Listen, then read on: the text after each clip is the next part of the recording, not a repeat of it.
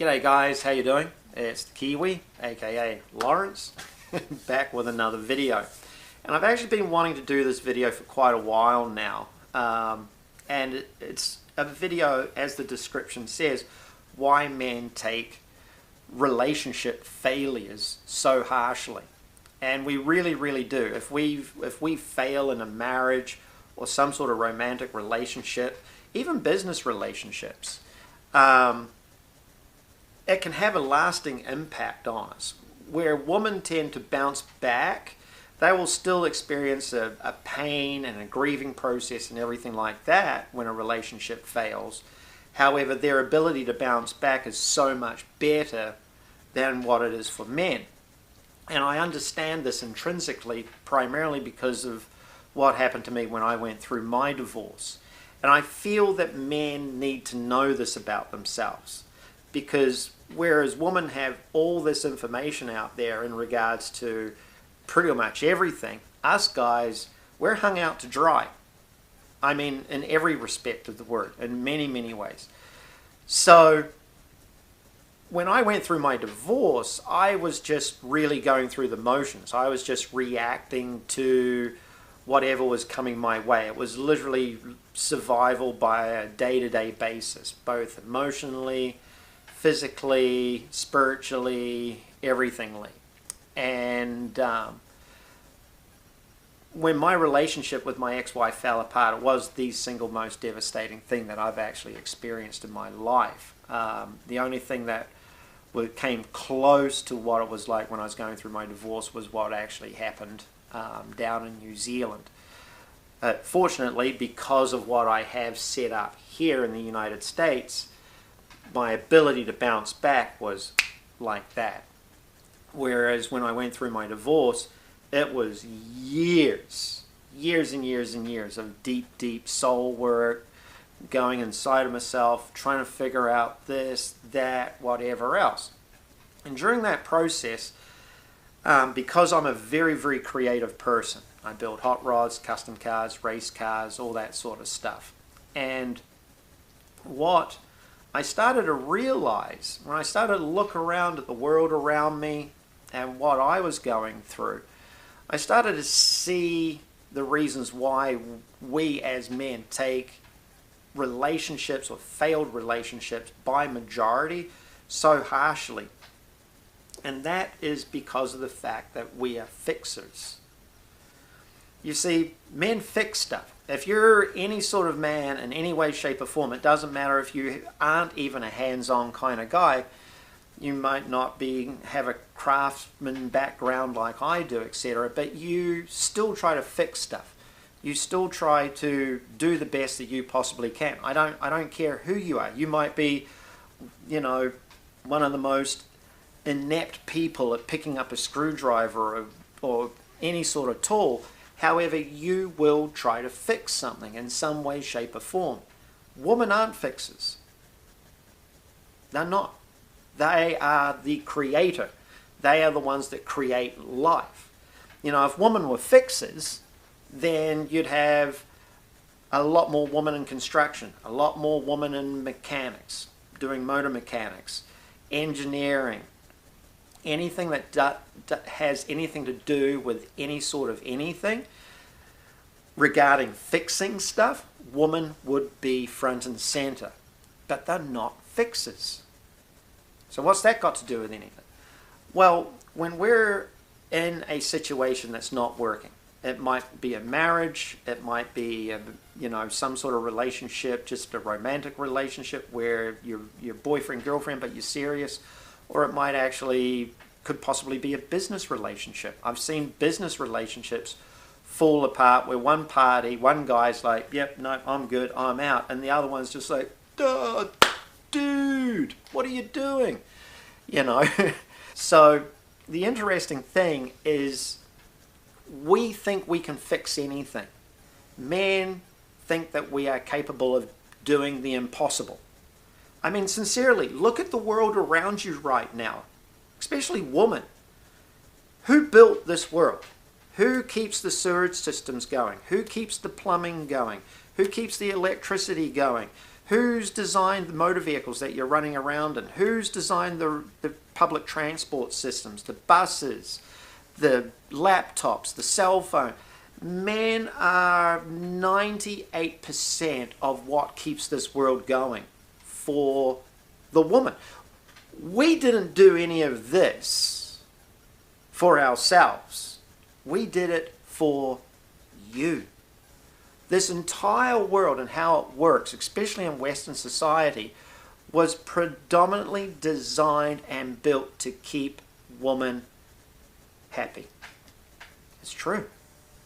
Us guys, we'd be happy, majority of us would be happy living in a garage, some sort of simple little environment where we've got our stuff around us and just living the life however we want.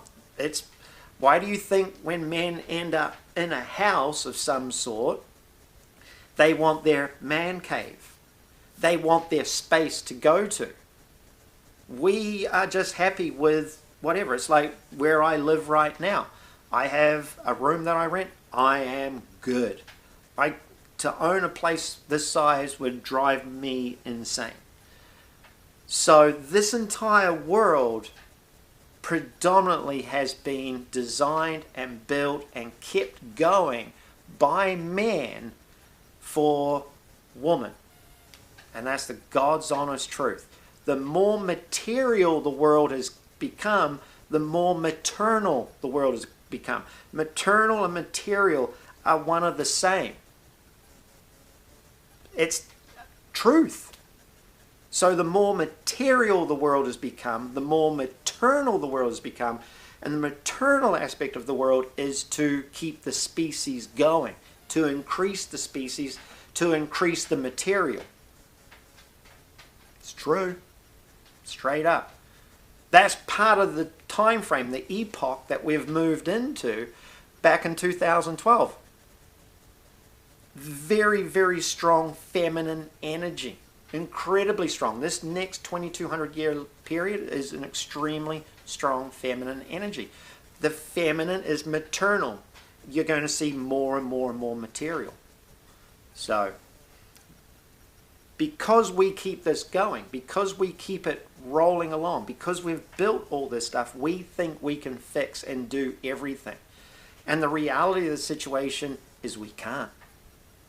Because we can't fix a relationship. If the relationship is going south and we're doing everything in our powers to keep that relationship going, but it's not working.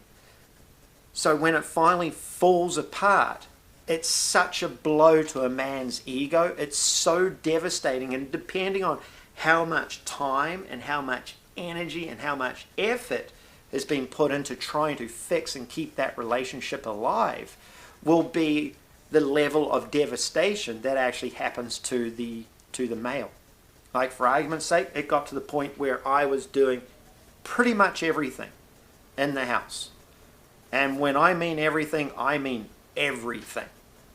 And it just didn't matter what I did. Nothing made my wife happy. So when she was finally like, no, you know what, I'm done, I'm out, I was just, it took a while, but as the reality set in, because we first started with a separation, as the reality set in that she wasn't going to come back, I just started to go down the toilet. I tried to keep it together. So that's, and I've done a video on this, I was pretty much drunk for 3 years. But at the other end of the scale, I buried myself in my work. It's like, okay, I have given my all to this over here, and it didn't appreciate or respect or anything what I was putting in. So I just turned all my energy into my work. It's like, if I can't fix this, I can fix this. I can build this. I can design. I can develop. I can do what I need to do over here. And it's actually pretty incredible, because what I did over here really set the stage for where I am exactly right here, right now. Because one of the projects that I actually worked on started a land speed racing legacy that will never be beaten again. Never, ever, ever. I was on the ground floor with the original vehicle that started that legacy. I've been given credit for actually being the reason behind where the company is today that I'm currently working for. They've given me credit. If it wasn't for you, Lawrence, we wouldn't be here, because you got that car to Bonneville in 2007. Can't beat that. Can't beat that. So even as devastating as what this was over here, the reality is, the positive side of it is that what I was doing over here, even though I was struggling, I was miserable, I was drunk every night, I was crying myself to sleep, the whole 9 yards, I focused like nothing else on my work. And by God, when I mean I focused on my work, I focused on my work like you have got no idea. I mean, in 1 year I built 2 cars. And I still don't know, it wasn't 1 year, it was like about 16 months. But still, God, I worked myself to death. But that's why, man, that's why we have such a hard time when a relationship falls apart. It's because we are fixers. And what men need to know is that when it comes to another human being, it doesn't matter if it's a male or a female. It doesn't matter if you're in a romantic relationship with a woman, or a romantic relationship with a man, or a relationship, business relationship with other individuals. If it fails and you've been giving it all, if you're feeling devastated, if you're feeling angry, if you're feeling let down, hurt, whatever, you got to back it up. Because if you were trying to fix everything in that relationship and those people aren't appreciative of that, that's actually not their fault. It's actually our fault for not actually going, hang on a second, time out, I'm trying to fix this stuff. And they're not picking up on it. They're not appreciative of it. They're whatever. We need to take that step back. We need to take a step back and go, okay, I'm giving 80%, 90% in regards to this situation, and they're not responding to it. Then even if it's 50%, if you're doing more than they're doing, then you need to pull back. You need to go, hang on a second. And you need to, like I said to a friend of mine years ago, he said to me, he goes, you see something that's going on in my house that I can't see. What is it, Lawrence? I said, Scott, I'm not going to tell you what I see, but I want you to practice this over the next week. And he's like, what's that? I said, I want you to have, if you possibly can, it's like an out-of-body experience.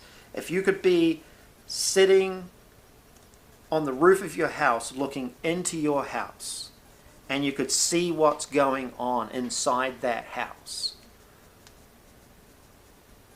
that should give you your answer.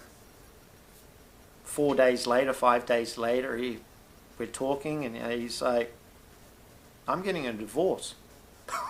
I'm like, what? He's like, no, I'm getting a divorce. He's like, I'm putting everything into this relationship, and my wife isn't. She's not doing a damn thing. She won't even cook. He's like, I'm even doing the cooking. And let me give you perspective here. This guy was earning $750,000 a year. They're living in a 10,000 square foot house on 20 acres of land, and his wife did nothing. Nothing. Absolutely. Wouldn't even have sex with him. Nothing. She was spoiled beyond words. Now, not just spoiled beyond words, she was also having affairs with other men. And he goes, I've been trying to fix this, and she's not even remotely even trying. And he goes, I'm out. I was like, so if you're in a situation where you feel like you're putting more into it and you're not getting anything back from it, you need to do that. You need to pull yourself out, like literally pull yourself out and look down, like you're looking down at what's going on, either at the business that you're in or the relationship that you're in, whatever it is, and you got to look at it and If you can put yourself in that position, you'll be able to see just exactly what's going on. And it's a really profound thing to do, actually.